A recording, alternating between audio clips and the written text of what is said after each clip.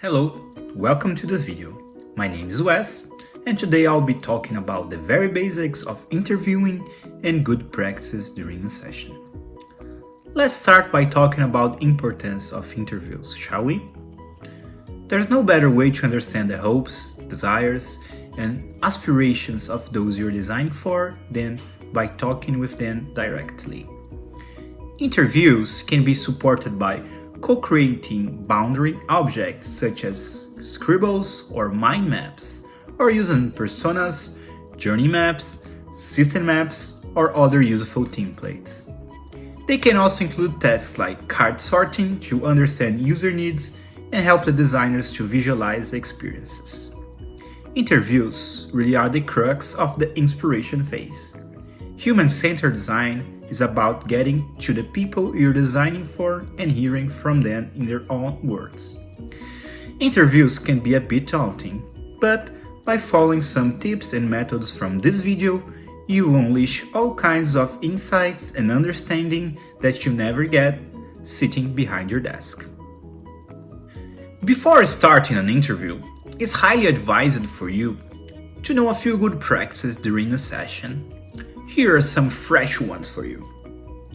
My first one is keep a lean field team, 3 people per interview at most. Try to have a small footprint. You don't want your customers to feel like they have an audience and have to perform for the group. And you don't want the size of the group following them around to constrain their normal activities.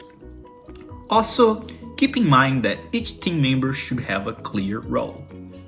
An interviewer, a note-taker, and if possible, a photographer. The interviewer should lead the interview. He asks the questions and uses the research tools based on the interview plan. He should be the one who gains the interviewee trust and attention.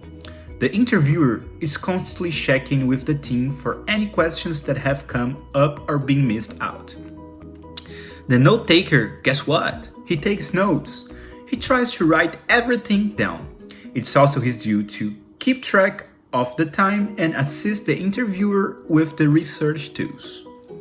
If it's possible, it's always good to have someone photographing the interview in order to document the process. Before the interview, it's always good to have some little things in mind, like ensure that the whole team is informed about where to be and when. Share participants' first names, but not full details. Make sure that the team agree on process and confidentiality, what you will share with people and what you will be kept confidential. Always tell the participant how many people to expect before you meet them. Check that it's comfortable for them. So, what about timing? How long should the interviews should be? It's recommendable 90-minute interviews. Young kids might not last that long, and busy people might refuse that duration. It's good to have a common ground on time before the interview. You want a long enough duration to observe participants' typical patterns of activities and talk to them about themselves and their perspective. How do you dress up for the interview? Well, try to dress in a way that's proportional with your audience, so you are neither intimidating nor standing out. Always remember that your goal is to blend in and not to influence the situation. So, Wes, tell me, should I have a set of questions prepared? Yes, but I encourage you to go with the flow with the interviewee. Don't think of an interview as something for which you need to fill out a form and have every blank filled. Rather, think of it as getting the information you need to step into the user world. Often, you find the conversation heads naturally to what they know, how they frame a problem, and what they value in life. My point is, it's okay to deviate from the question script, but stick to the time structure closely so you don't miss out and can maintain some consistency across the project. Leave enough time to wrap up. Assume you run over and allow for extra time. Another good practice I can provide you is regarding the tech. Be analog and be discreet. Try to be as analog as you can. It makes people feel at ease. The interviewer should not use a laptop or iPad to take notes. It makes you look disengaged and creates a barrier between you and the participant. The note taker could take notes on a device, but inform the participants that they will be typing and sit them out of the direct line of sight so they are not going to be distracted. And always remember, definitely don't use your phone. Don't respond to a text or a call in the middle of an interview or have a visible bleeping, buzzing notifications going on. You will sound disrespectful and uninterested. Put your cell phone on airplane mode. You will survive. During the interview session, always remember to boost your interviewee confidence. And how do you do that? Reassure the interviewee that there are no wrong answers. Be genuinely curious about what they have to share. Make eye contact. Observe body language.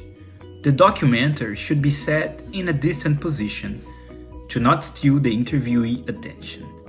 Don't get distracted. Don't seem distracted.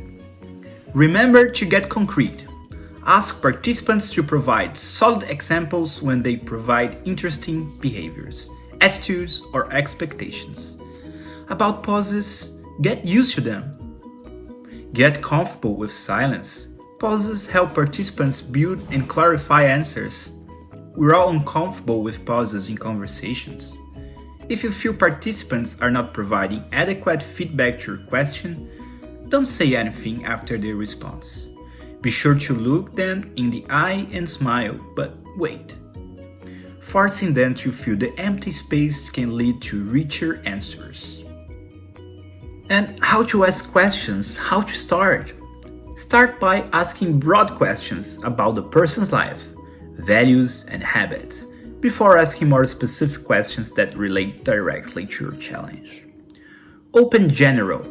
Think about some broad questions you can ask to open the conversation and warm people up. Then go deep. Think about questions that can help you understand this person's hopes, fears, and ambitions. Start broad and narrow in. Remember to always ask open questions. The structure of your questions should allow participants to answer in their own words. Avoid yes and no questions. And avoid questions that can be answered in a single word. Perfect your open-end questions like, how did you find out about? How did you think of that? How did that affect you? Why do you shop here? How do you feel about it now? Well, that's it for today. I hope you like some of these interview good practices. I'll see you next time. Bye bye.